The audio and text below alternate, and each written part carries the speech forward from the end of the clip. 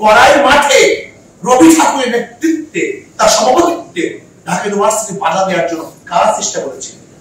হ্যাঁ, এখন উদাহরণ হয়ে গেছে সবাই। এই মুসলমানদের প্রথম স্বাধীনতার ডাক দেওয়ার কারণেই এদের স্বাধীন হয়েছে।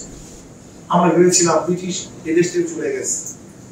আপনি জানেন ব্রিটিশ আন্দোলনে মুসলমানদের সংখ্যা কি পরিমাণ ছিল?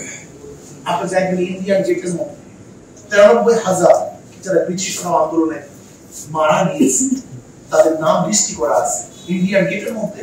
সেখানে 63,000 উপরে শুধু নামাজ মুসলমান মারা গেছে 93,000, সেখানে মুসলমানদের সংখ্যা 63,000। মুসলমানদের সংখ্যা সবচেয়ে বেশি, কিন্তু আজকে মুসলমানদের কথা কেউ বলতেও চায়।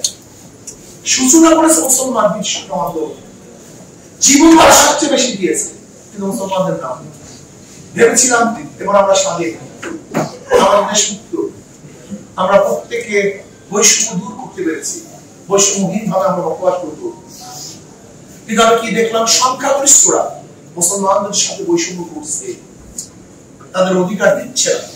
আবার মুসলমানরা চিন্তা করছে মুসলমানদের জন্য আলাদা ভূখণ্ড না হলে আমরা স্বাধীনতা অর্জন করতে পারবো। আবার 47 কারা আন্দোলন করেছে, কারা সংগ্রাম করেছে, একদিন চিন্তা করেছেন? আজকে আমি বললাম না আমাদের মাথার থেকে আমি মুসলমান, শুধু আমি মুসলমান এই চেতনাটাকে নষ্ট করার জন্য যখন এখানে সৃষ্টি করো আমি মুসলমান, এই কথাটাই আমার মধ্যে না থাকে। দেখেন না একজন তসলিমা নাসরিন সেদিকে আমার একটা পোস্ট ট্যাগ বলছিলাম 93% মুসলমানদের দেশে কোন অবস্থাতেই গান বাদ্য এবং বাদ্যযন্ত্র গানের টিচার দেওয়া যাবে না। আপনি দেখেছেন তসলিমা নাসরিন সেটার বিরুদ্ধে কি লিখেছে? 92% বাংলাদেশি, বাঙালি দেখছেন নেটিভ। মানে আমি মুসলমান এই কথাটা মাথা থেকে তুলে দেয়া, মূল চেতনাই হলো আমি মুসলমান, এটা তো আমার মনের মধ্যে না। আমি বাঙালি, আমি বাংলাদেশি, আমি সিকুলার, আমি নন সাম্প্রদায়িক, আমি উদারপন্থী, এই শব্দগুলি আমার মাথার মধ্যে ঢুকানো। আমি মুসলমানের চেতনাকে নষ্ট করে আর কিচ্ছু না। ভেবেছিলাম যদি আমরা বিশ্বের ভারত থেকে আলাদা হতে পারি তাহলে আমরা স্বাধীন, আমরা মুক্ত। 47 কেন আন্দোলন হয়েছিল দেখেন তো, কিসের ভিত্তিতে? কেন দেশ ভাগ হয়েছিল? ভৌগোলিক কারণে। আমি বারবার এই কথা বলতে চাই, অন্য কোনো কারণে না। ভাষার ভিত্তিতে দেশ ডিভাইডেড হয় নাই, ঋতুর কারণে, ভৌগোলিক কারণে দেশ ডিভাইডেড হয় নাই। 47 দেশ আলাদা হওয়ার কারণটা কি ছিল? ধর্মের ভিত্তি। এদের ভাগ হয়েছিল ধর্মের ভিত্তিতে। এটা মুসলমানদের দেশ। এটা কেন আপনাকে বলতে লজ্জা হয়? আজকে আলেমদের কথা বলতে লজ্জা হয়, আজকে মুসলমানদের কথা বলতে লজ্জা হয়। 47 দেশ মুসলমানরা মুসলমানদের জন্য ভাগ করেছে। এবং আপনি কি জানেন না 1905 ঈসাই সালে যখন ঢাকা ইউনিভার্সিটি প্রস্তাব দেওয়া হয়েছিল তখন কারা বাধা দিয়েছিল? কারা বাধা দিয়েছিল? কেন বাধা দিয়েছিল? এই কথাগুলি লিখতে 41 বার কারা আন্দোলন করেছে, কারা বৈঠক করেছে। গড়াই মাঠে রবি ঠাকুরের নেতৃত্বে, তার সভাপতিত্বে ঢাকা ইউনিভার্সিটি বাধা দেওয়ার জন্য কারা চেষ্টা করেছে?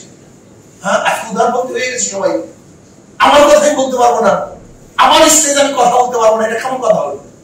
আমি মনে করি যে আপনাকে অবশ্যই মনে রাখতে হবে আমাকে ইসলামকে ঠেকাবার জন্য যত চক্রান্ত।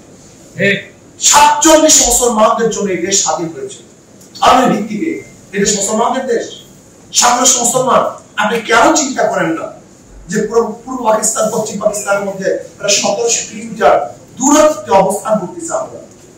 ওইদিকেও পাকিস্তান, এদিকেও পাকিস্তান, মাঝখানে বিশাল ব্যবধান ভারত। এই দুই দেশ আলাদা দেশ, একই নামে পাকিস্তান নামে ভারত থেকে আলাদা হওয়ার পিছনে কারণ ছিল, অন্য কোনো কারণ। ওরা সংখ্যাগরিষ্ঠ মুসলমান, আমরা সংখ্যাগরিষ্ঠ মুসলমান, কাজে এই দেশ মুসলমান। একত্রে কি হয়েছে? একত্রে আমরা কি করেছি? কিসের স্বাধীন হয়েছে? আমরা পাকিস্তান থেকে আলাদা হয়েছি। স্বাধীন হয়েছিলাম 47, আর আলাদা হয়েছি একত্রে। আমি মনে করি 47 যদি ভারত থেকে আমরা আলাদা না হতাম, স্বাধীন না হতাম, কিয়ামত পর্যন্ত আন্দোলন করতে পারতেন, কিন্তু লাল সবুজের কথা উচ্চারণ করতে পারতেন না। আপনি কি দেখেন না যে কাশ্মীর একসময় মুসলমান স্বাধীন ছিল কাশ্মীর, এবং সেখানে 98-99% মুসলমান ছিল। কিন্তু আজকে তারা স্বাধীনতা পায়, তারা পরাধীনতা অনুভব করতেছে। আজকে সেখানে ভারত দখল করে ফেলেছে। পাঞ্জাবের অবস্থা আপনারা দেখেন, হায়দ্রাবাদের অবস্থা দেখেন, এগুলো সব স্বাধীন রাষ্ট্র ছিল, কিন্তু পরবর্তীতে ভারত দখল করে ফেলেছে। যদি 47 আমরা আলাদা না হতাম, কিয়ামত আন্দোলন করতে পারতেন, কিন্তু স্বাধীনতা অর্জন হয়। আজকে বৈশাখীর নামে কি হচ্ছে, কি করছে? আজকে বিভিন্ন আদর্শ। যাই হোক, আমি মনে করি যে আমাদের প্রত্যেকের মাথার মধ্যে রাখা দরকার আমি একজন মুসলমান। আমি মুসলমান হিসাবে যদি আমাকে পরিচয় দিই, তাহলে এদের স্বাধীন হবে।